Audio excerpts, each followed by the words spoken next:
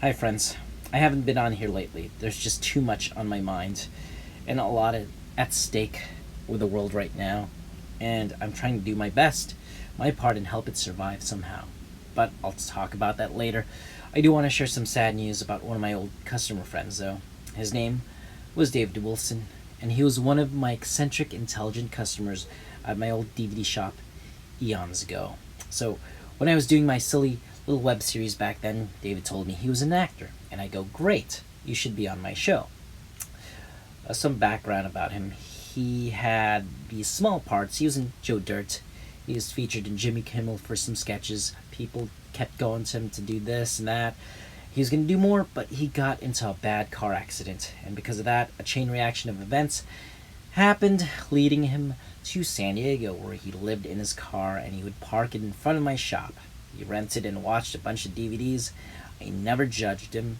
He is very opinionated, he is quick-witted, and inside that self-deprecating humor and pathos, he was a very nice guy. And I'll miss that sarcastic son of a bitch.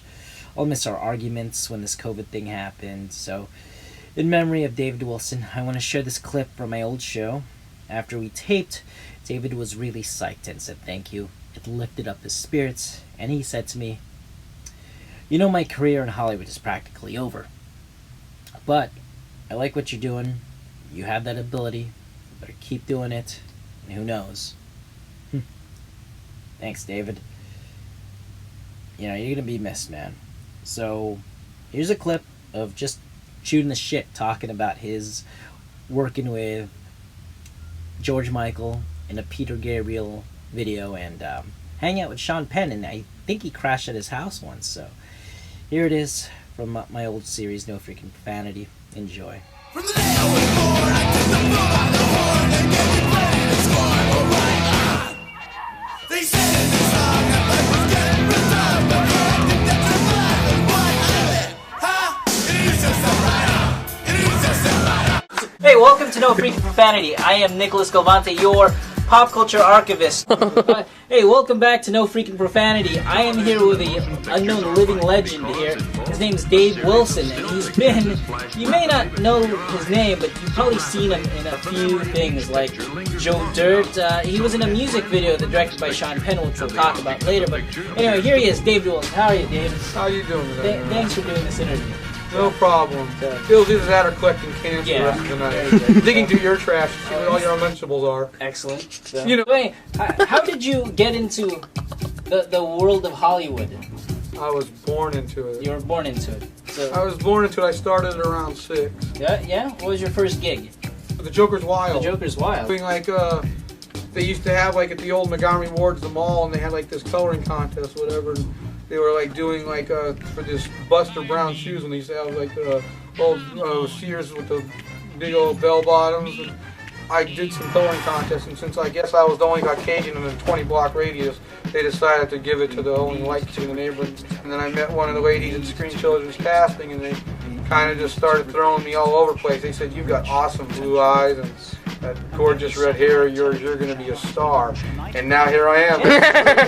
Check it out, 42 years old, I've got the freaking swag. What was your first paid gig on film?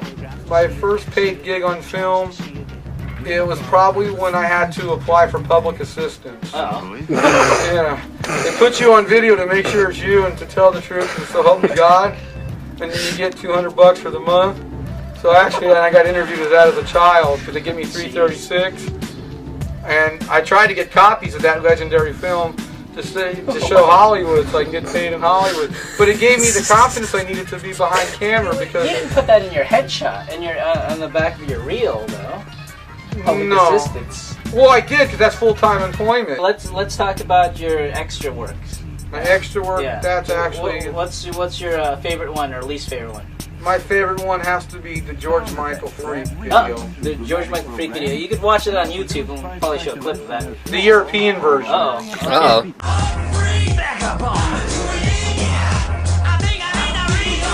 Okay. So thanks for that detail. What Yeah. about that video? That video, I basically was told that they're going to make a mockery of me, and I said, bring it. Showed up at Universal Studios. They said that, hey, George Michael's got something coming up in a little while. So the next thing I know, I'm at Universal Studios back lot, and they're like, "Can you wear a size 50 medieval thong?" And I'm like, "Well, if you got some biodiesel to keep it moved, you know, I'm going for it." So I basically got strapped on for this medieval thong, and they had this really, really hot model. I mean, she was like... Oh, yeah, female model, not a male model. Yeah, female model. And they said what she's going to do is she's going to shave your chest, and she's going to hover over you totally almost butt-ass naked. And you are one lusty bastard. At that point in time, I was like, wow, and this is considered extra work? I'm like, you know, I'm going to call the union because I'm suffering here.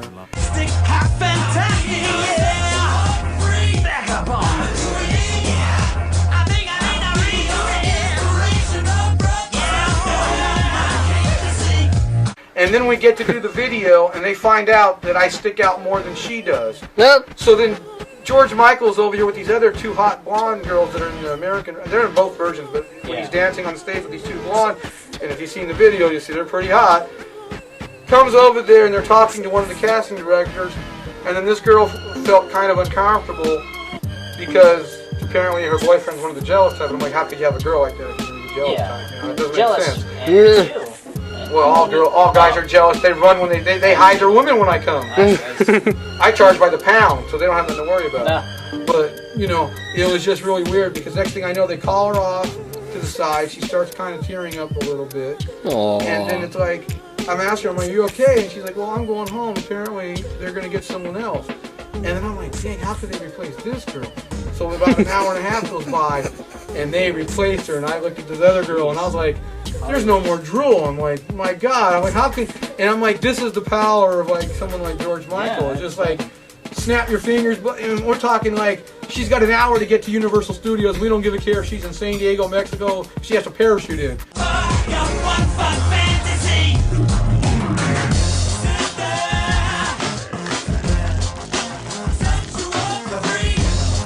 The Sean Penn video, or the Peter Gabriel video. Yeah, you love the Peter Gabriel video. Oh, I liked you in it, so. Yeah. Blood all over you. Yeah, that was in West LA. I forgot the name of the studios, pardon me.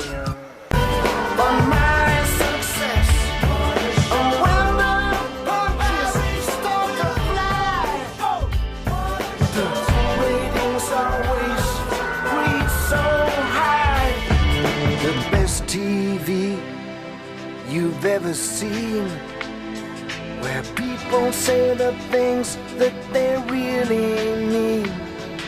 I hear my name, I hear them roar. For the one more time, I take the floor. Just one more Barry Williams show. We're gonna take you where you want to go. Showtime.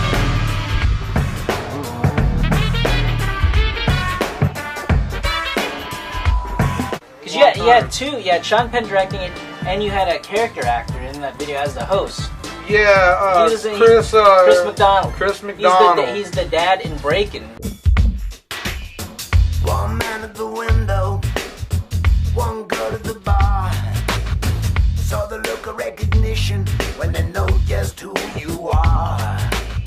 Seen you on the TV, I seen you on that show. You make the people crazy, and then you let them go.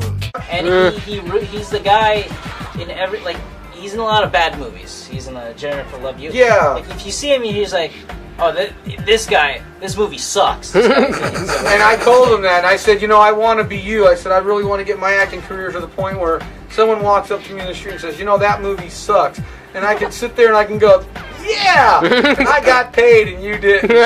And he said he's going to try to put that in one of his resumes. I said, dude, you're in every sucky movie, but the point is, you're in everyone.